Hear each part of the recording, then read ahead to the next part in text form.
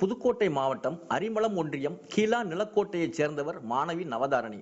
மாற்றுத்திறனாளியான இவர் எந்த ஒரு பயிற்சி மையத்துக்கும் செல்லாமல் சுயமாக படித்து நீட் தேர்வில் வெற்றி பெற்று கலந்தாய்வில் மதுரை அரசு மருத்துவக் கல்லூரியில் MBBS படிப்பை தேர்வு செய்தார்.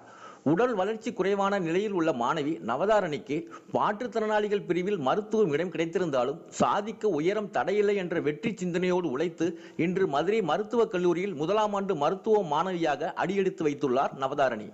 சாதாரண குடும்பத்தில் பிறந்து தந்தை தாயாரின் பாசம், அரவணைப்பு, ஆசிரியர்கள் மற்றும் நட்புகளின் ஊக்கம் ஆகியவற்றினால் தனது மருத்துவ படிப்பு கனவை நிஜமாக்கியிருக்கிறார் மாணவி நவதாரணி.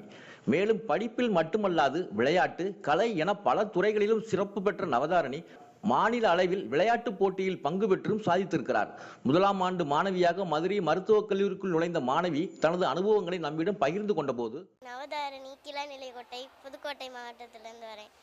நான் இப்போ நீட் எக்ஸாமில் பாஸ் ஆனதுனால டிசபிலிட்டி கோட்டாவில் எனக்கு கிடச்சிருக்கு. மதுரை மெடிக்கல் காலேஜ் எனக்கு ரொம்ப சந்தோஷமாக இருக்குது. தமிழக அரசுக்கு நன்றி சொல்கிறேன்.